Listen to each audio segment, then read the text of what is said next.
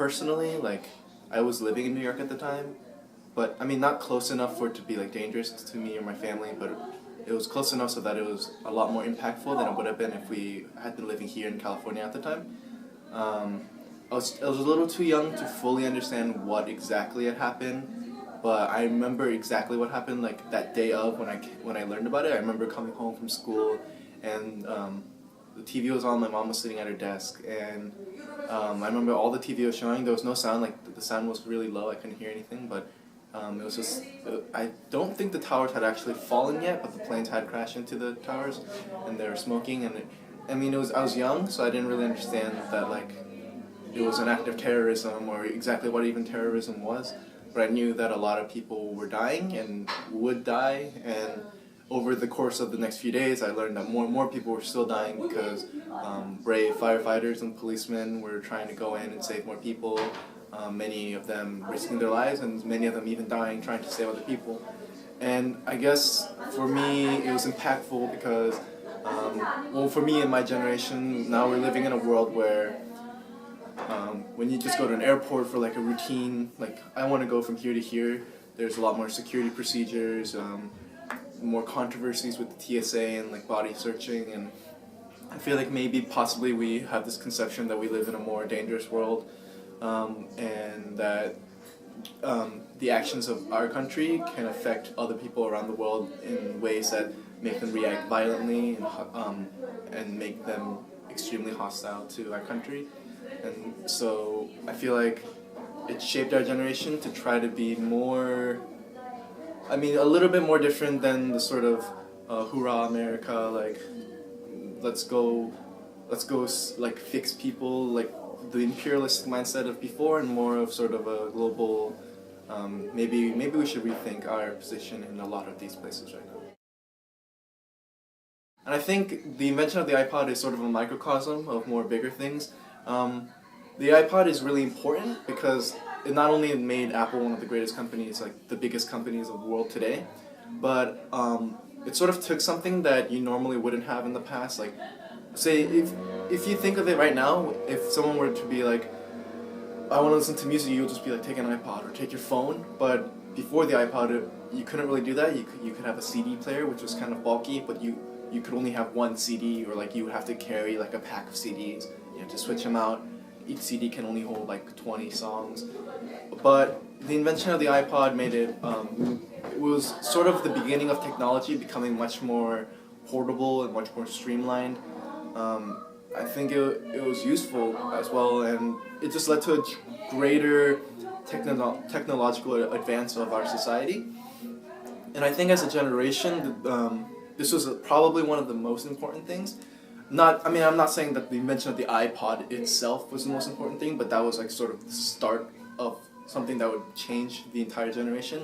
And the fact that a lot of people in my generation and sort of the millennials, people born after 2000, is that now we're living in a world that's much more technologically advanced, and I feel like the jump from where it was before to where it is now is much greater than it ever has been before.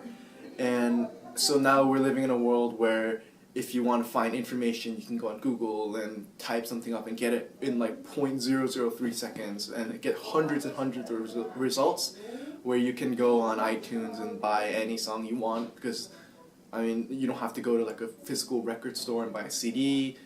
You can buy things online on Amazon. I mean, and you can talk to friends across the world without any problem at all, like using Facebook or Skype or Twitter. And so I feel like this is extremely good in that it kind of brings everyone closer together. It makes everything more accessible and easier to use, and especially with the iPod, like, I mean, it's so useful. You just go around, you want to listen to music, you just take it with you. Now with the iPhone, you can have your phone. You don't need two things. You don't need a CD player and a phone. You can just have one thing. But I think it's also kind of bad in that a lot of times I feel like a lot of people have become overly reliant on technology, like using it too much. Some people don't really know.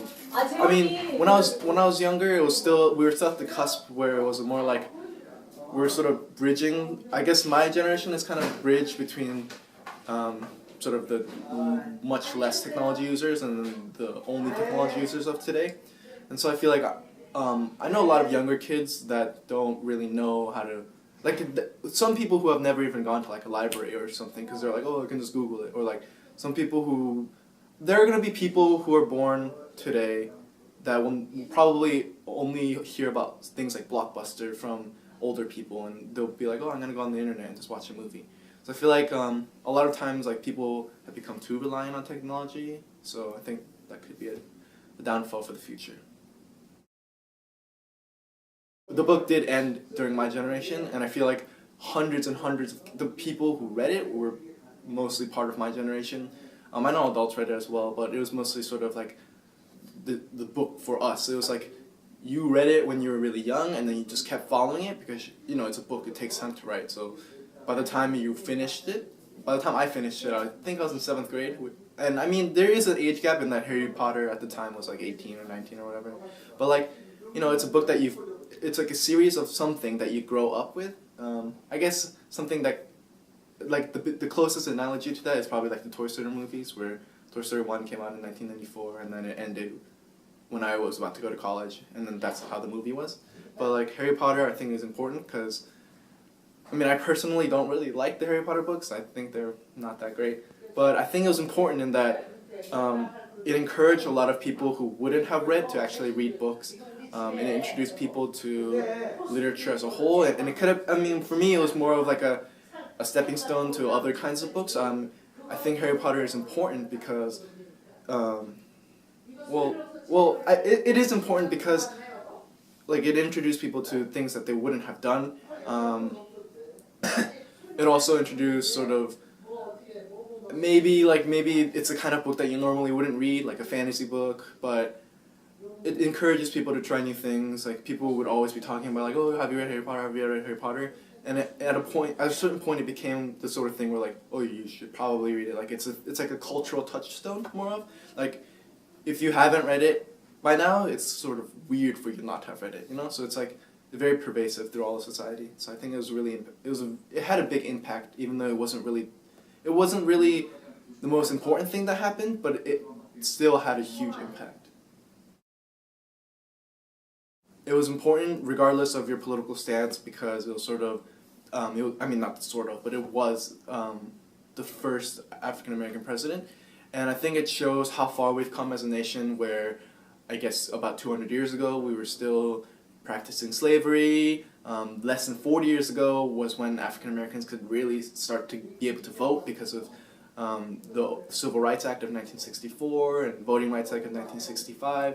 And so I think, sure, we still have a long ways to go. There's still racism all around the country, not necessarily only to African Americans, but to other races as well, to any kind of minority.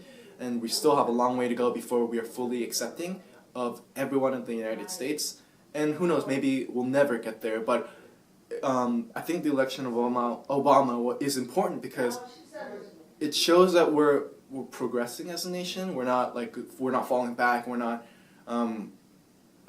It just shows that we were here in a place where there was racism, there was hatred, and now we're here in a place where now we have the first African American president. So I think it's really important, and I think it's important for my generation, and it's a defining moment of our generation because now people who are my age are going to be going into college. People after college will be getting jobs. And I feel like it's important that we have this cultural like touchstone because it just shows that people of my generation will become even more accepting. Like, because in the 1960s you had people who were born way back before African Americans could vote, and they were brought up in that kind of environment. And now for my generation, we're being brought up in an environment where an African American or possibly a future minority in the future can become a president.